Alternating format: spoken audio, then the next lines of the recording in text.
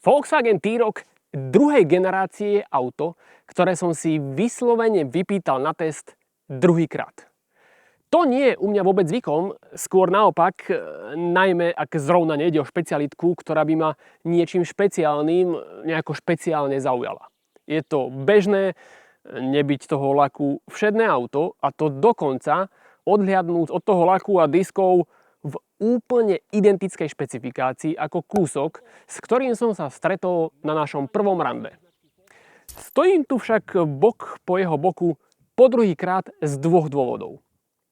Prvým je, že úplne nový T-Roc považujem za jedno z najschopnejších, nových, normálnych, cenovo dostupných aut, aké povedzme za posledný rok vstúpili na náš trh. Inými slovami, ak by som teraz mal hlasovať v nejakej ankete auto roka, pravdepodobne mu to hodím.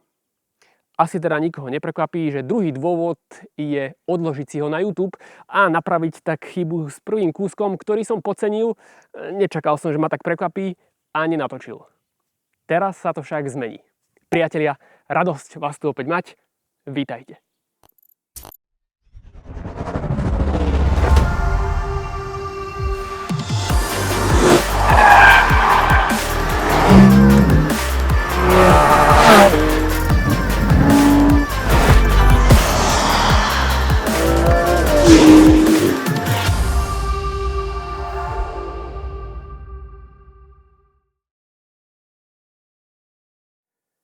Najpredávanejšie SUV značky Volkswagen v Európe narastlo medzigeneračne vo všetkých smeroch, do dĺžky až o vyše 12 cm a nabralo na vizuálnej atraktivite.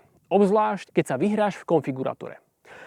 Pastelová žltá mu náramne sekne, hlavne ak má športový Airline stupeň s masívnejším nárazníkom, dizajnový Black Style paket s čiernou strechou či 19-palcové disky York s dvojfarebnou povrchovou úpravou. Na slovíčko však k highlightu. Zásadnou novinkou je nielen veľmi efektne podsvietené logo, no predovšetkým tie zamračené IQ Light s vyrezávaním, prisvecovaním aj natáčaním. Dovolím si tvrdiť, že toto je tá najlepšia Matrix LED technológia v rámci triedy, a to aj vrátane prémie. Prvá vec, ktorú klikám v konfiguratúre. Svetlá sú devízou Volkswagenu a k úcti slúži, že aj v nižších triedách. Navyše, spolu s dizajnovými prvkami dotvárajú aj opticky príťažlivý celok. K tomu vypracované svalnaté boky a T-Roc vystupuje veľmi sebavedomo. Áno, dostal aj viaceré moderné doplnky, ktoré sú aktuálne in, dáva aj znamenito najavo, ak nie je práve holý bosý a majiteľ ho ovešal aj bonusovou výbavou, no stále si zachováva povestné estetické črty či slušnú svetlú výšku, veď tá môže byť až takmer 18 cm. Špeciálne vzadu pritom nová generácia dospela, nabrala na štýle a pridala 30 litrov. Kufor ich už má 475.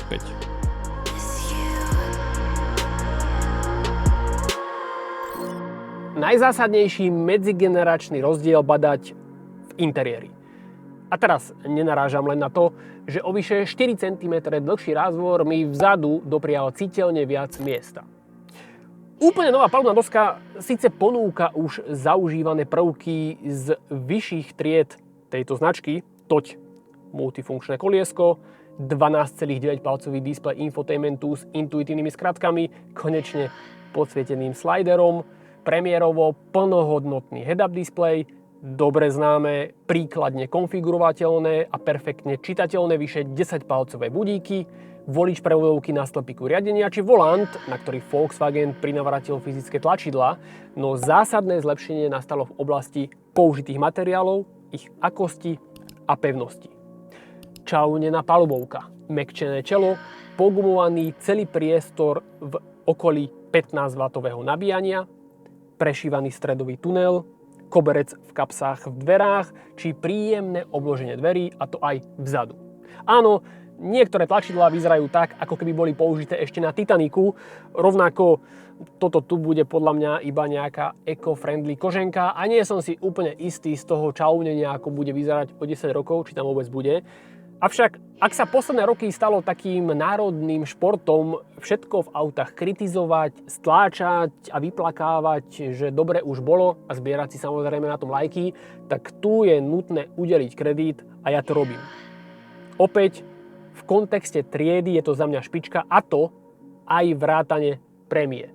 Na rovinu poviem, že ani aktuálne GLA podľa mňa nemá tak kvalitne spravený interiér a nejde z neho taký príjemný dojem ako v tomto prípade.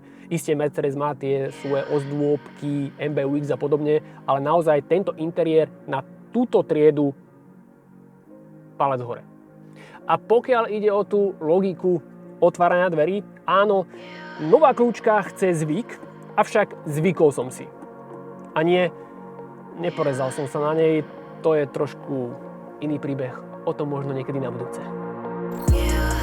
Palubná doska pôsobí jednoliato a jednoducho, zatiaľ čo stredový tunel možno až zbytočne masívne, no ako celok ide z interiéru veľmi solidný dojem. Plus už obligátne veľká pochvala za sedadla, ktoré ponúkajú vysoký komfort a to aj pre priestorovo výraznejších. Mimochodom, vo výbave nechýba 360-ková kamera, trojzónová klimatizácia, vyhrievaný volant, diaľkovo ovládané parkovanie či plnohodnotný travel assist.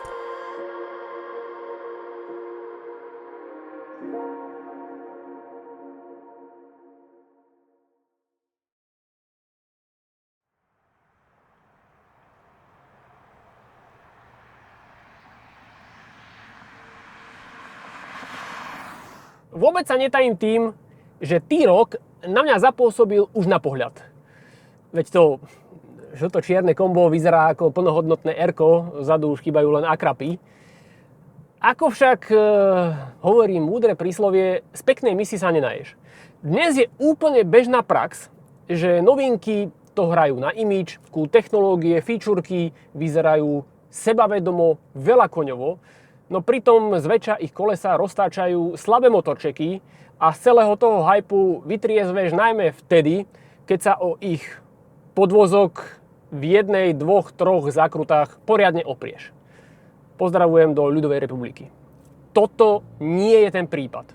Áno, nie je to R-ko, skutočne na to si musíme ešte počkať, áno, príde. No, ja si auta primárne škatulkujem podľa toho, ako fungujú a jazdia a preto ma veľmi teší, že T-Roc na mňa nezapôsobil len na oko. Pod kapotou má výhradne štvorvalce. Na začiatok, ako základ, 1.5 ETSI, čiže nový 48V mild hybrid, ktorého remeňom poháňaný štarter generátor pridáva ďalších 19 koní a 56 Nm. Z dvoch ponúkaných výkonnostných verzií ja mám tú silnejšiu, čiže 110 kW, 150 koní, 250 Nm. Mojím favoritom je samozrejme 204 koňové 2.0 TSI so štvorkolkou, ale na rovinu poviem, že tá 1.5 ma tak milo prekvapila, že som názoru, že mnohým bude stačiť aj tá slabšia 116 koňová verzia. Tu totiž veľmi cítiť, že najmä v nízkych otáčkach alebo pri záťaži veľmi pomáha ten mild hybrid, pretože ten samotný motor doslova nakopáva. Nejde ani tak o akceleráciu na stovku ako takú, skôr o tú pružnosť a živelnosť, obzvlášť v mestskej džungli alebo pri predbiehaní. Ale teda, ak chceš, aby som úskol a ukázal ti aj tú stovku papierovo za necelých 9 sekúnd, v praxi za nejakých 8,5, tak lúsknem.